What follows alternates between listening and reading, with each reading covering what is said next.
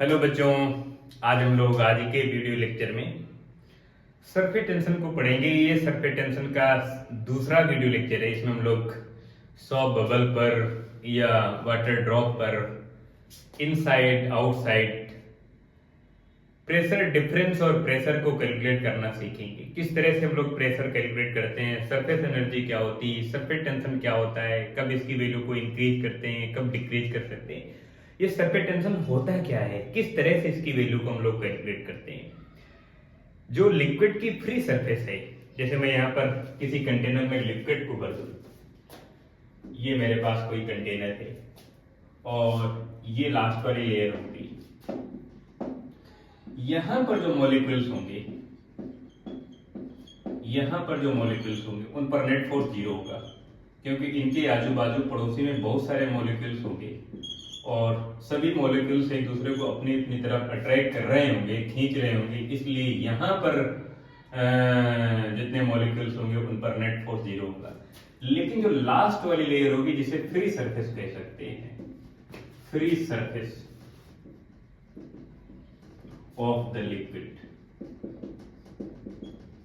जो लिक्विड की free surface है उस पर जितने भी मॉलिक्यूल्स होंगे उन पर नेट फोर्स की वैल्यू जीरो नहीं होगी। यहां पर जो मॉलिक्यूल्स होंगे, इस मॉलिक्यूल्स को अगर मैं बाहर बनाऊं तो ये हो गए इसके up side, down side, left right, चारों तरफ मॉलिक्यूल्स हैं, इसके चारों तरफ आजू बाजू सभी मॉलिक्यूल्स हैं, तो इस पर नेट फोर्स की वैल्यू जीरो होगी। अब नेट फोर्स की वैल्यू जीरो होगी तो यहां पर कोई खिंचाव नहीं होगा, कोई तनाव नहीं होगा, यहां पर नो टेंशन, कोई टेंशन नहीं होगा, कोई टेंशन फोर्स नहीं है।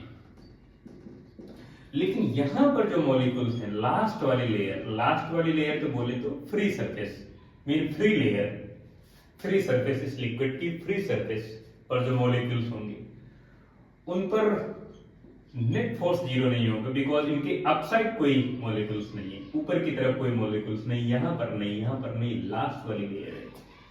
और यहां पर जितने भी मॉलिक्यूल्स होंगे उन पर नेट फोर्स की वैल्यू जीरो नहीं होगी। और नेट फोर्स की वैल्यू जीरो नहीं है, इसलिए इस लास्ट वाली लेयर पर एक खिंचाव रहेगा, एक तनाव रहेगा, क्योंकि ये तनाव सरफेस पर है, फ्री सरफेस पर है, लिक्विड की सरफेस पर है, इसलिए इस तनाव को सरफेस टेंशन कहते हैं। लेकिन फ्री सरफेस की पर यूनिट लेंथ पर, फ्री सरफेस की पर यूनिट लेंथ पर जो खिंचाव है, जो तनाव है, जो टेंशन है, उस टेंशन को सरफेस टेंशन कहते हैं।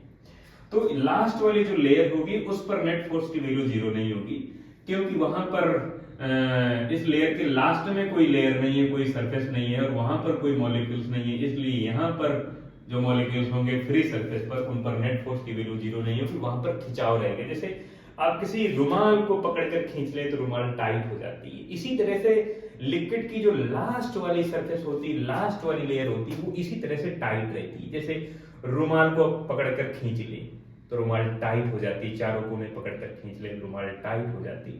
जिस तरह से रुमाल टाइट कर लेते हैं आप, इसी तरह से लिक्विड की जो फ्री सरफेस होती है, लास्ट वाली सरफेस होती है, उस सरफेस पर इसी तरह से खिंचाव रहता है। आप अपनी शर्ट को ये इस तरह से, इस टी शर्ट को ऐसे पकड़कर आप खींच लें, ऐसे खींच लें तो इसमें ये खिंचाव आ जाता है, ये तनाव आ गया। जब मैंने नहीं खींचा तो देखो ये जो कपड़ा है वो ढीला हुआ है, लेकिन जैसे मैंने इसको खींच लिया तो ये तनाव आ गया। इसी तरह का तनाव वहां पर रहता है उस लिक्विड की लास्ट वाली लेयर पर, फ्री सरफेस पर। इस तनाव को, क्योंकि ये तनाव ये टेंशन सरफेस पर है, इसलिए इस टेंशन को सरफेस टेंशन कहते हैं। अगर सरफेस टेंशन डिक्रीज हो गया तो ये इस तरह से हो जाएगी, अगर इंक्रीज हो गया तो टाइट हो जाएगी। इंक्रीज डिक्रीज कर सकते हैं, जैसे आपने देखा होगा मच्छर कीड़े नाली में बैठ जाते हैं, उन पर कोई केमिकल छिड़क दे तो मच्छर मर जाते हैं, तो हम कहते हैं केमिकल की वजह से मर गए। केमिकल की वजह से नहीं, आपने जैसे उस पानी में, नाली में केमिकल को डाला, केमिकल डालने की वजह से ये सरफेस टेंशन कम हो गई और वो लेयर ढीली हो गई। पहले मच्छर आता था, दंड से इसमें चट से बैठ जाता था और मच्छर वहां पर एक ठोस सरफेस पर पाता था, डूबता नहीं था। लेकिन जैसे सरफेस ढीली हो गई, सरफेस टेंशन कम हो गए तो ढीली होने से ऐसे हो गए, अब मच्छर उसी अंदाज से आएगा और बैठेगा। लेकिन अब सरफेस ढीली हो गई है, ढीली होने से डूब जाएगा, उसको नहीं पता है कि सरफेस ढीली हो गई है, सरफेस टेंशन कम हो गया है, मैं डूब जाऊंगा, पता ही नहीं है। तो इस तरह की सरफेस टेंशन होती है, आप इसे ऐसे समझ सकते हैं।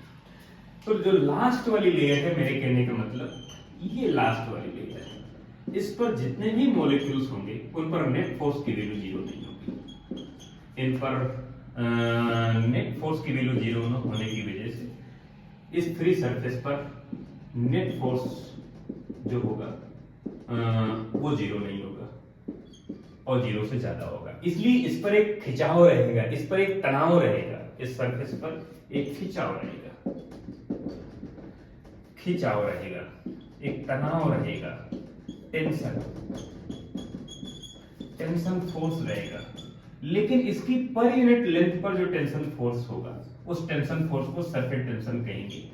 तो जैसे इसकी टोटल लेंथ, ये वाली लेंथ L हो गई, तो L up side down side दोनों से L हो गई, तो टोटल हो गई 2L। तो सरफेस टेंशन को S से प्रेजेंट करें या T से, तो मैं लिखूंगा force divide by length, length double हो जाएगी 2L, और आप इसकी यूनिट लिखेंगे न्यूटन पर मीटर लिखेंगे, न्यूटन पर मीटर लिखी जा सकती है।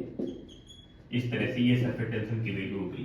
और आप इसे अगर S से प्रेजेंट करें या T से प्रेजेंट करें, अगर यहाँ से आप इसका डायमेंशनल फार्मूला लिखना चाहते हैं तो लिखेंगे MLT minus 2 divide by length की L, और कैंसिल आउट हो जाएगा L से L, तो ML पावर 0 T माइनस 2। ये सरफेस टेंशन का डायमेंशनल फार्मूला हो गया। चलिए कुछ और एप्लीकेशन देखते हैं। सरफेस एनर्जी पर आप चर्चा करते हैं। सरफेस एनर्जी क्या होती है, किस तरह से इस फ्री सरफेस की सरफेस एनर्जी के, हमारा पूरा खेल केवल सरफेस पर है, जो फ्री सरफेस है लिक्विड की, उस पर पूरा टॉपिक डिपेंड है।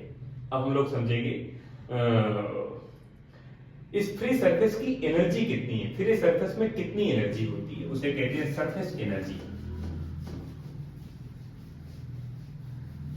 इस सरफेस एनर्जी को आप इंटरनल एनर्जी कह सकते हैं, और इंटरनल एनर्जी में काइनेटिक एनर्जी है, पोटेंशियल एनर्जी है। पोटेंशियल एनर्जी की अप्रोक्सीमेट वैल्यू जीरो होती है, तो आप लगभग टोटल इंटरनल एनर्जी को आप काइनेटिक एनर्जी कह सकते हैं। और ये एनर्जी हर एक जगह पर होती है, चाहे वो लास्ट वाली लेयर हो, चाहे बीच वाली लेयर हो, चाहे सबसे नीचे वाली लेयर हो। लेकिन हम लोग जो अभी टॉपिक पढ़ेंगे वो फ्री सरफेस की जो एनर्जी होगी उसको पढ़ेंगे, यानी surface energy, energy of free surface.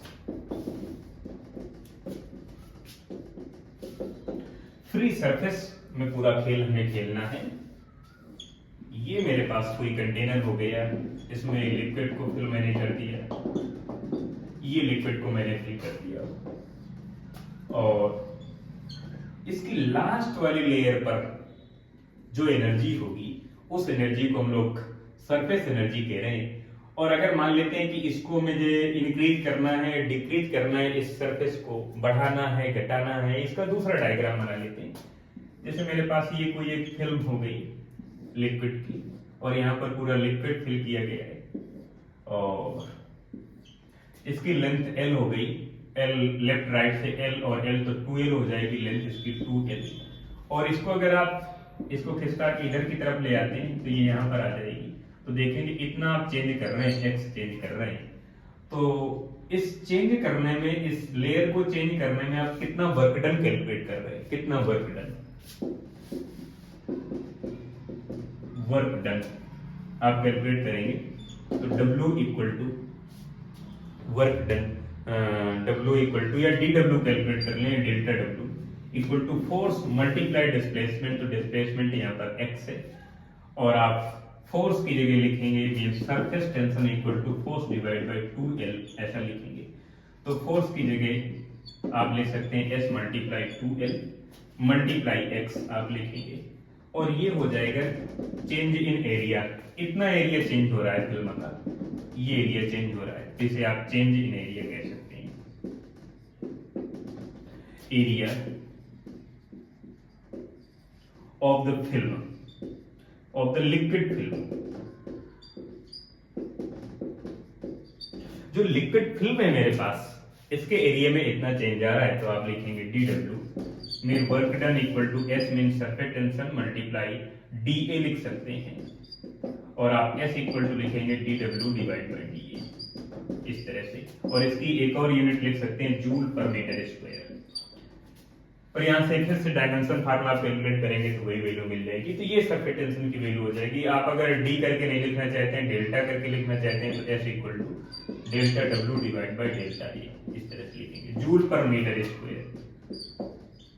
ये सरफेस एनर्जी की वैल्यू हो जाएगी। और आप अगर इसे थ्योरेटिकल लैंग्वेज में समझना चाहते हैं तो ये सरफेस एनर्जी हो जाएगी। ये वर्क डन की जो वैल्यू आ रही है ये सरफेस एनर्जी हो गई। मीन सरफेस पर जो एनर्जी है उसे आप कहेंगे सरफेस एनर्जी।